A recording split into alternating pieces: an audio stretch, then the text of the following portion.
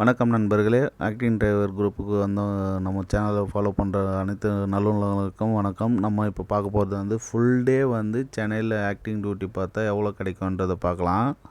நான் ஒரு நாள் வந்து ஃபுல் டே டியூட்டி எடுத்திருந்தேன். அது வந்து எனக்கு 11 o'clock கொடுத்துருந்தாங்க. கஸ்டமர் வந்து எனக்கு நம்பர் மட்டும் தான் கொடுத்தாங்க. அட்ரஸ் வந்து அவங்கக்கிட்ட ஃபோனில் கேட்டு வாங்கிக்கோங்கன்னு சொன்னாங்க. அதுமாரி உங்களுக்கு வந்து கஸ்டமர் வந்து லொக்கேஷன் அனுப்பாமல் அட்ரஸ் கொடுத்தாங்கன்னா கொஞ்சம் கேர்ஃபுல்லாக போங்க. டைமிங்லாம் நோட் பண்ணணும். எதுக்கு அந்த லைவ் வீடியோ போடுறது, லொக்கேஷன் வீடியோ போட சொல்கிறாங்கன்னா இந்த காரணத்துக்காக தான். அதை நான் என்னென்னு சொல்ல வரேன்.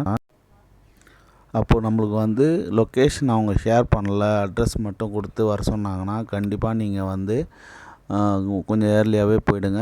அதே மாதிரி டைமிங்கும் நோட் பண்ணி வச்சுங்க. ஏன்னா உங்களை வந்து கன்ஃபியூஷனில் மாட்டி விட்றதுக்கு தான் அந்த அட்ரஸு சொல்லாமல் இங்கே அங்கேன்னு சொல்லிட்டு கொஞ்சம் சுற்ற விடுவாங்க. அது வந்து நல்லா தெரிஞ்சவங்க ஆக்டிங் டிரைவர் கூப்பிட்றவங்களுக்கு இப்படி பண்ணுறாங்க. அந்த கஸ்டமர் வந்து என்னை கூப்பிட்டது வந்து 11 o'clock. நான் 11:05 ஆகிடுச்சு. ஏன்னா அட்ரஸ் வந்து தப்பாக சொன்னாங்க. இங்கே அங்கேன்னு சொல்லி வீடோட கலர் இது, அந்த வீட்டாண்ட வாங்க அப்படின்னு சொல்லி. ஆனால் கண்டிப்பாக போயிட்டேன். நான் 11:05க்கெலாம் போயிட்டேன். ஆனால் வண்டி வந்து சுத்தமாக க்ளீனாகவும் இல்லை. ஒரே டர்ட்டி. அந்த டாக்லாம் கூட்டின்னு வருவாங்க போல் இருக்குது, அந்த மாதிரி வண்டி. அவங்க வந்து எனக்கு 11 o'clock டியூட்டி கொடுத்துருந்தாங்க. நான் 11:05க்கு போனேன். ஓகேங்களா. அவங்க பக்கத்தில் இருக்கிற ஒரு மண்டபத்துக்கு போயிட்டு ஃபங்க்ஷன் போயிருந்தாங்க. நானும் போனேன். என்ன வெளில வெயிட் பண்ண சொன்னாங்க. சாப்பாடு கூட இல்லை. அவங்க முடிச்சுட்டு ஒரு 1:30க்கு வந்து எனக்கு நான் சொன்னேன் சாப்பிட்டீங்களான்னு கேட்டாங்க. இல்லைங்க சாப்பிட்லன்னு சொன்னோன்னே, ஐயோ ஃபங்க்ஷனில் சாப்பிட்ருக்கலாமே அப்படி இப்படின்னு சொல்லுவாங்க. எப்போவுமே ஃபங்க்ஷனில் வந்து அவங்க சொல்லாத வரைக்கும் நீங்கள் போகாதீங்க. ஏன்னா நம்மளுக்குன்னு ஒரு கௌரவம் இருக்குது. அதுக்கு ஏன்னு நான் லாஸ்ட்டாக சொல்கிறேன். நான் என்ன சொன்னேன்னா, வீடு பக்கமாக தான் இருக்குது, நான் சாப்பிட்டு வந்துடுறேன்னு சொன்னேன். சரி ஓகே, நாங்கள் ட்ரெஸ் மாற்றத்துக்கு லேட் ஆகும், நாங்கள் வெளியே போக வேண்டியிருக்கு, நீங்கள் போய் சாப்பிட்டு வந்துருங்கன்னு சொன்னாங்க.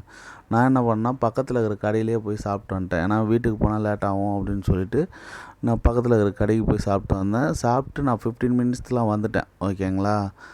அவங்க நான் வந்துட்டு ஃபோன் பண்ணல. நான் கீழே வெயிட் பண்ணியிருந்தேன், காராண்டியே வெயிட் பண்ணியிருந்தேன். ஆனால் அவங்க கிளம்பி வந்துட்டு கிளம்பலாம்ப்பா அப்படின்னு சொன்னாங்க. போயிட்டு அவங்க பர்ச்சேஸ்லாம் முடிச்சுட்டு, பர்ச்சேஸ் ஏதோ இருந்தது கொஞ்சம் முடிச்சுட்டு, என்னை வந்து அப்புறம் கொஞ்சம் ஷாப்பிங்லாம் பண்ணிட்டு ஸ்நாக்ஸ்லாம் சாப்பிட்டுட்டு வீட்டுக்கு வர்றது தான். ஓகேங்களா. இப்படி தான் பிளான் அவங்களது. அவங்க சன்லாம் வந்தாங்க. அவங்க ஹோட்டலுக்கு போனாங்க. ஏன்னா ஃபுல்லாக வெளில வெயிட் பண்ண சொன்னாங்க. நானும் வெயிட் பண்ணோம்.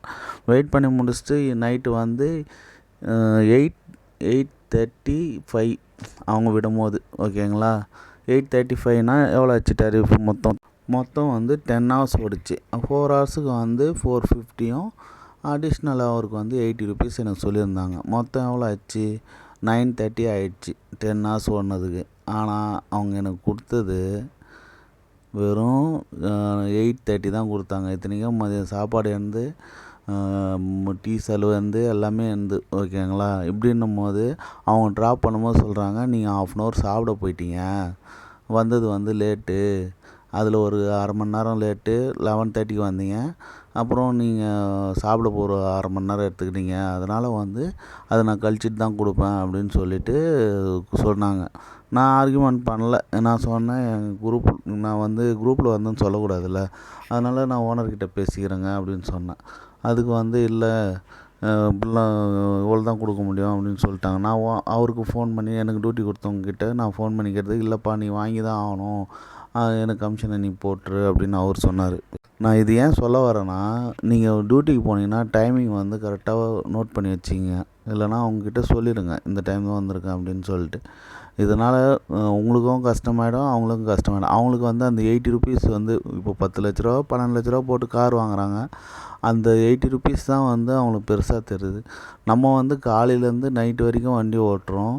நம்மளுக்கு வந்து அந்த 80 rupees ஒரு டீ செலவுன்னா சொல்லுங்களேன், வீட்டுக்கு நம்ம கஷ்டத்துக்கு தான் போகிறோம்.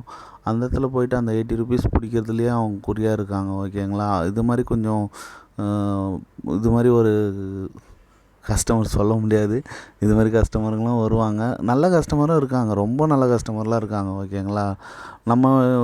நம்ம வந்து அந்த டைமிங் வந்து கொஞ்சம் கேர்ஃபுல்லாக பார்த்துக்கணும். அதுவும் இல்லாமல் அந்த வண்டி ரொம்ப டர்ட்டி. சொல்லப்போனால் அது வாட்டர் வாஷ் தான் ஒன்றும் போல் இருக்குது, அந்தளவுக்கு டர்ட்டி. நம்மளோட வேலை வந்து அந்த கண்ணாடியை துடைச்சிட்டு நம்ம வண்டி எடுக்க வேண்டியதுதான்.